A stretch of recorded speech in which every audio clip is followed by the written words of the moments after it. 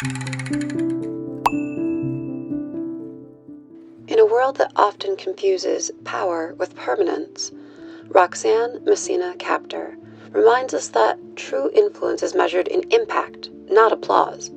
An Emmy-nominated writer, director, and producer, and a 3-time breast cancer survivor, she has spent her life turning challenge into creation and policy into possibility. From mentoring under Francis Ford Coppola to leading California's arts movement as chair of the California Arts Council, Roxanne continues to prove that when creativity meets courage, culture changes.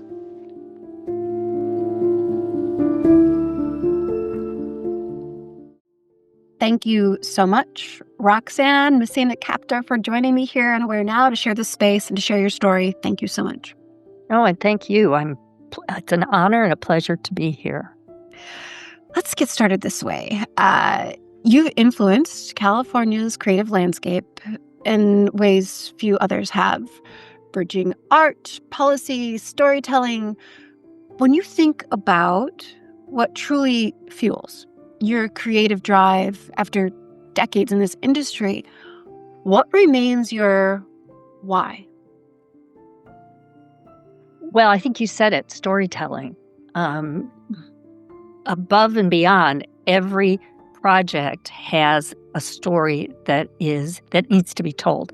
I tend to always be attracted to what's underneath because we see things on the surface, and what is on the surface is not always what is underneath. And so thematically, I think most of my projects always search for that. What is really going on? What is underneath what we see on the red carpet? What is, what's in somebody's soul? What's happening? And very character driven, I was talking to somebody about that Megan AI, and I said, yeah, I'd love to do a sci-fi kind of thing, but character driven like that was. I mean, you had these 2 AI characters, but they were real characters, and they had character arcs, and they had their highs and lows. And so I think that is really what drives me. And then the project kind of finds its home. Certain projects should be theater, certain projects should be film, certain projects should be television. And now, fortunately, we have this great medium of streaming. So, it's kind of a cross between TV and film, which is why I think we see so many actors making that cross, which is fantastic because, it's all art. We should be doing whatever. When I was the head of the San Francisco International Film Festival, we did an exchange with the Cuban Film Festival. Mm. And what was so amazing down there is Fernando Barra, who is the father of Latin American film. He's well known as a filmmaker, but he had a gallery opening of his artwork and his paintings and all that. And we tend to, in the United States, want to put people in little boxes. Yeah. And it was so rich to see. He's an artist. He's not just a filmmaker. He's not just a painter. He's an artist. So different times in your life, you want to explore your creativity in different mediums. Mm-hmm. And I think that's the exciting part of it, constantly creating and constantly letting that mind-body experience out. Yeah.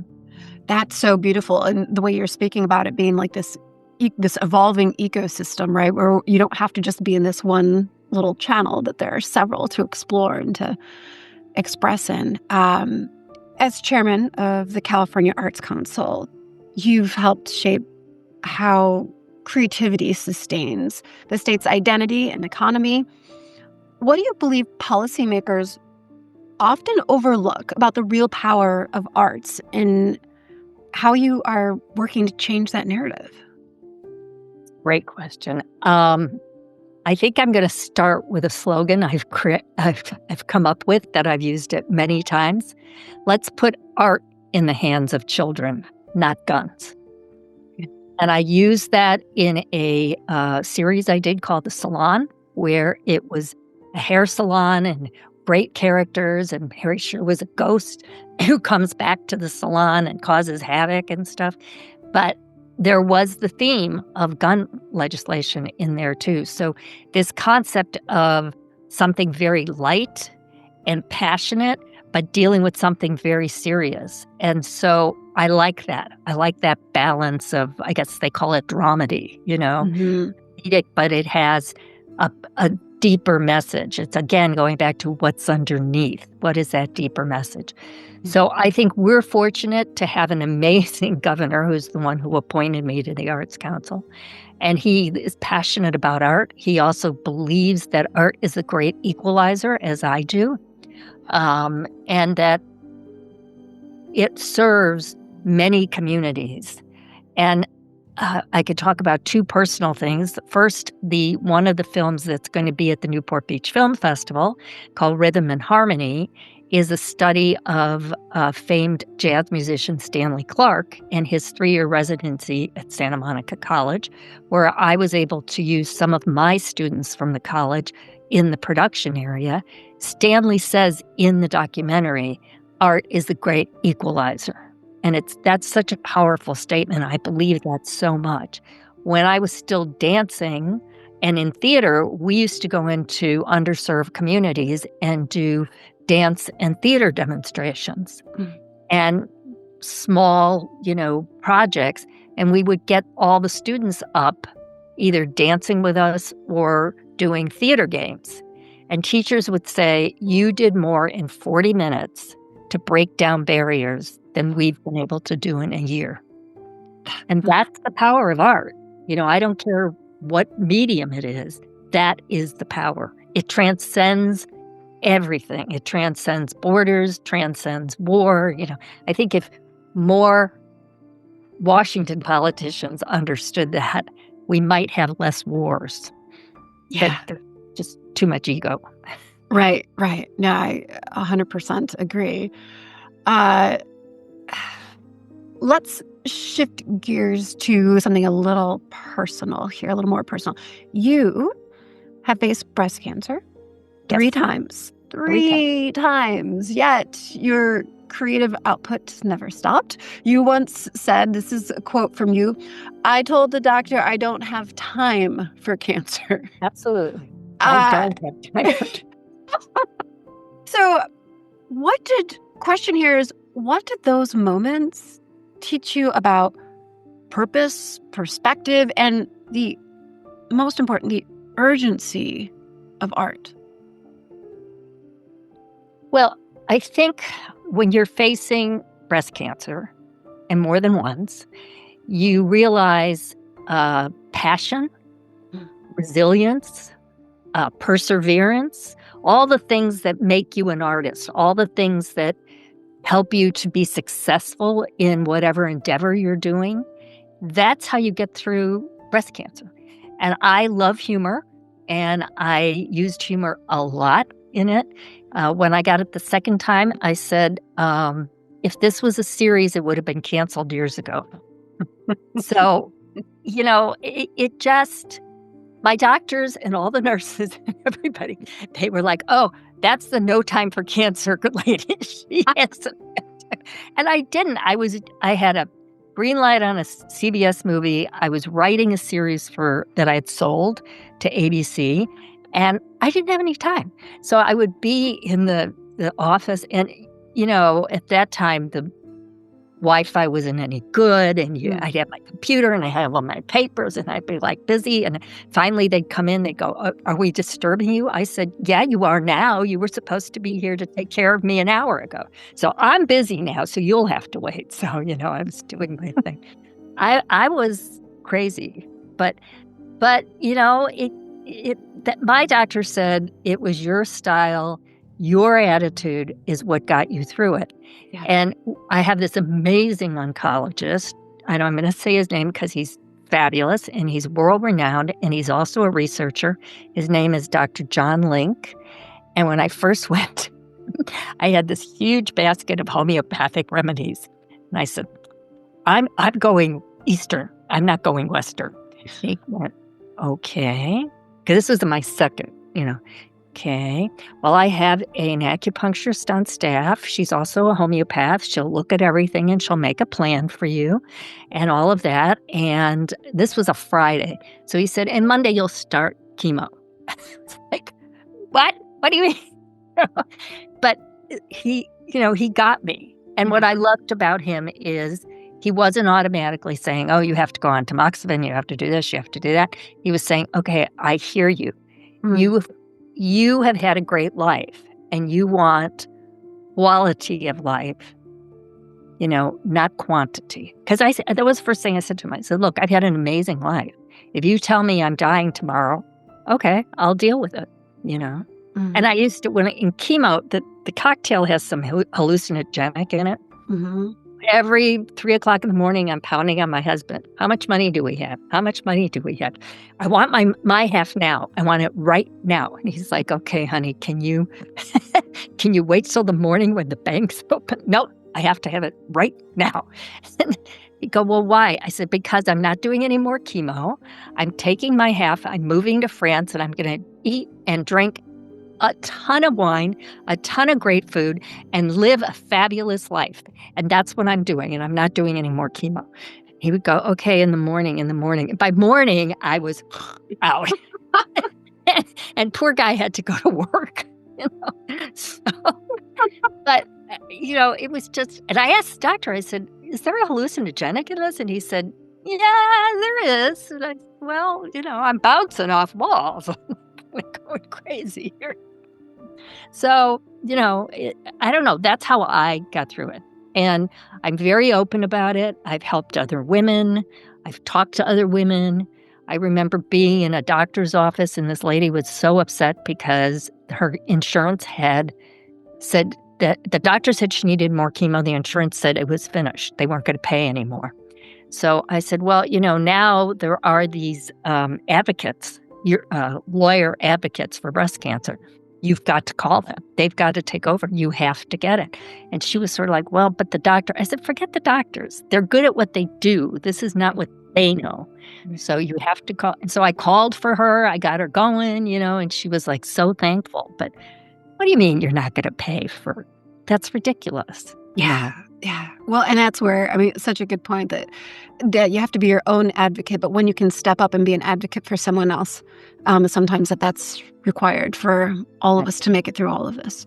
I just have to jump in and say one thing. So to my husband's credit, when I was running the San Francisco International Film Festival, we would go to the Cannes Film Festival. So the one year when we were there, he planned this amazing trip of southern France, Lyon, all the wine district, all the foods. And so it was my chemo dream that he planned. I love that. And I didn't have to wake him up at 3 a.m. to do it. You could be toasting him until that hour. Yeah. So switching gears again to another chapter, I feel like there's so many chapters of you. You were mentored by Francis Ford Coppola, one of the greatest storytellers of our time. What was the most valuable lesson that you took from that mentorship, and how has it shaped the way that you mentor this next generation of artists today? Well, it's what you just said, a great storyteller, and he does believe that this is a business of mentorship, and learning from a master, which was natural to me because having been a ballet dancer, that's the same way we learn, So the one thing that I always remember is he would say, plays are words, film is moving pictures. So how can you say that? How can you tell that story in a picture? And that was something I never left. I always remember that, and as a dancer where you're visual and a choreographer, you are very visual. So when I'm listening to music, I see it. When I read a script, I see it. So so that concept of how do you tell this story visually, not necessarily in words, really resonated with me, and it made sense. So that was very important. Also, the sense of what I teach my students too, perseverance, resilience, which we talked about with the breast cancer. Yeah. So all of that, it's to sustain in a business where it's not like the normal, I'm being a lawyer and the trajectory is like this, or I'm being a business manager. It's like this. It's hilly. So you're at your top, you're at your bottom, you're at your top, So resilience, perseverance, passion. If you don't have the passion, I tell my students that, it's not, the resume looks good, but there's so much behind it that has been not easy. So you have to, have that passion. I don't know. I mean, when I was so honored because the French government gave me the Chevalier d'Ordre of Arts and Letters, and that was to honor my work in the arts. So that, to me, because I'm an artist. So when you're an artist, you've always got to keep doing art. It doesn't matter the medium. You have to just, it's in here. I said to somebody recently, it's like popcorn. It's in here and it's brewing, and then it pops out. So you have to do it.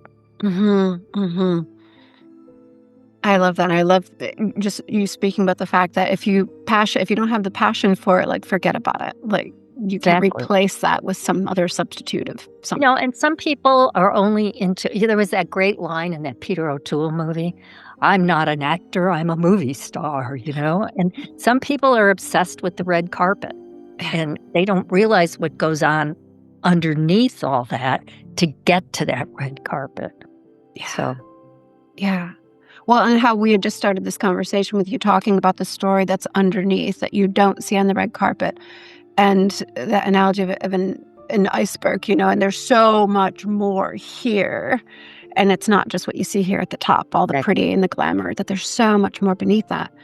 So let's talk about what's happening right now. Let's talk about specifically one of your two films premiering at the Newport Beach Film Festival. I want to talk about Stanley Clarke, Rhythm and Harmony. So that fact that it explores rhythm, legacy, and the language of music, this is getting personal, how do you personally define harmony in life, in leadership, in art? Right now, in these crazy, chaotic times, harmony and balance, how do you define that for yourself? Well, when I worked with Gene Kelly, he said to me, always balance your personal life with your work life. Has to be balanced. And I never forgot that. It's not easy to do, especially in the work we do, because when we're passionate, we want to keep doing that, and we don't always balance it. So I try to keep that always in the back of my head, and sometimes I have to say to myself, okay, you're going to say no to this, but maybe you better say yes because you want to balance it, Yeah. So to me, that's harmony. Harmony is also, and Stanley says it in the film, art is a great equalizer. And I have believed that for years. So, as I said to you earlier, when we did demonstrations in schools of dance or theater and got the students up doing theater games or dancing, teachers would say, you did more in 40 minutes to bring everybody together than we did in a year. So again, I don't care the medium of art, but it equalizes. And so Stanley's talking about music. When I talk about it, it might be theater, dance, film. It brings everybody together, So there is no borders with art, I can, as a dancer, I traveled all over the world. I could go anywhere and go in a dance class and be at home. And it was family because, hey, we all speak the same plie language. So, and that is so much a part of all arts. And I think any artist would tell you it. Stanley talks about that, traveling the world and working with all different people and how there is no boundaries when you're talking about art. So when you're talking about harmony, I think harmony is no boundaries. I wish Washington had figured that out. Yes. Maybe Maybe they all need to get into a dance class together. Can we just see that happen? Maybe that would help things. Maybe, yeah. Oh my God. And now the visuals are coming. All right. Yes, the visuals are scary. One more thing that I have for you today would be having survived, led, and created through so many chapters of your life, what does beauty, let's talk about that word, what does beauty mean to you now? Not as something seen, but as something lived. Wow, it's a great question. I think it's when you let your soul out. When the soul comes out, you will see it on the face. You will see it in the body. I mean, what's beautiful about dance is it's a complete mind-body connection, which people now understand. When I was first a kid and in the ballet world, nobody understood that. We took it for granted because I started at 3.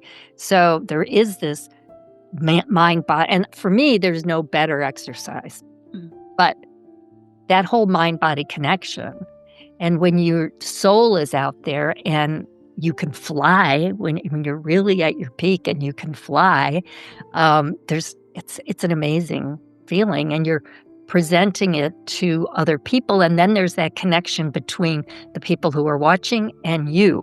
So that is really powerful too. I love that. I have to say thank you so much, Roxanne, for joining me today, for sharing your story, for sharing some of the things you've learned along the way, and for helping all of us become a bit more aware now. Thank you so much. Thank you, and thank you for such excellent questions. It's nice to meet you. Nice to meet you.